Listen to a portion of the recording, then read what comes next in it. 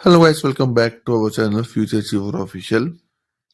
तो अभी मैं आपसे बात करूंगा जो कोई भी बात नहीं कर रहा, मैं उठाते रहता हूँ इस इशू को कि फीस के रिगार्डिंग जेकेएसएसबी और जेकेपीएससी इन्होंने जो आतंक मचा के रखा हुआ है फीस के नाम पे। क्योंकि आप देख रहे हो कि अभी पोस्टें तो निकालें, अच्छी बात है यार, पोस्टों का नहीं है कि यार पोस्टें निकालें, बट यार फीस को तो कम कर सकते हैं ना गवर्नमेंट। ये थोड़ी है कि अपनी सैलरी तो उन्होंने बढ़ा ली, बट बच्चों के जो इश्यूज हैं, बच्चों की जो फीस है, और ये सीएम साहब से रिक्वेस्ट है, हाथ जोड़ के रिक्वेस्ट है। अब मैं हाथ तो जोड़ नहीं सकता क्योंकि मैं अब फोन पकड़ा हूं दूसरे हाथ से।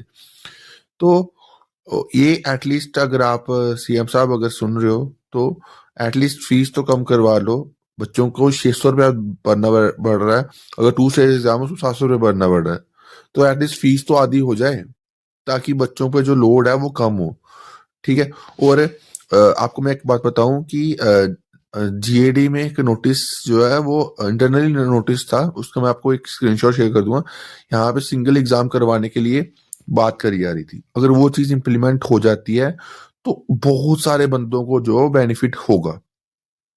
सपोज करो, जैसे एग्जांपल मैं एग्जांपल दूं, शॉक्सन की पोस्ट है, ठीक है। उसका सिलेबस जो है वो अगर आप देखोगे एमटीएस के सिलेबस के साथ मिलता है, और भी बड़ी सारी पोस्टें होंगी इसका सिलेबस सेम मिलता होगा। तो अगर सिमिलर टाइप की पोस्टों का सिंगल एग्जाम हो जाएगा, उसमें बेनिफिट किसका है? बच्चों का, कि बच्चों को बार बार फीस पे नहीं करनी। और ये चीज गवर्नमेंट अगर इम्प्लीमेंट करना चाहे तो कर सकती है, बट क्यों नहीं कर रही? क्योंकि कोई बोल नहीं रहा, क्योंकि सबको अपने यहाँ पड़ी पड़ी हुई है। ठीक है।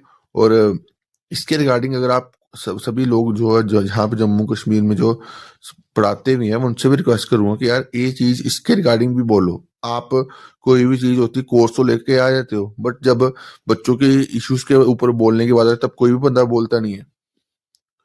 ठीक है। तो ये इश्यूज हैं, तो इसके रिगार्डिंग बोलो। और बच्चों से भी, आपसे भी रिक्वेस्ट है कि यार अपने इलेक्टेड एमएलए से बात करो कि यार ये जो इशू है उसको उठाओ तो सही।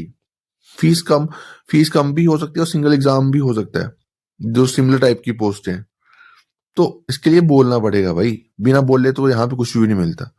और बड़े सारे बंदे एमटीएस की क्वालिफिकेशन के ऊपर भी बोलेंगे सर एमटीएस की क्वालिफिकेशन क्या है, तो एमटीएस क्वालिफिकेशन वही है, मिनिमम 10th मैक्सिमम 12th। उसमें हायर क्वालिफिकेशन वाले एलिजिबल नहीं है।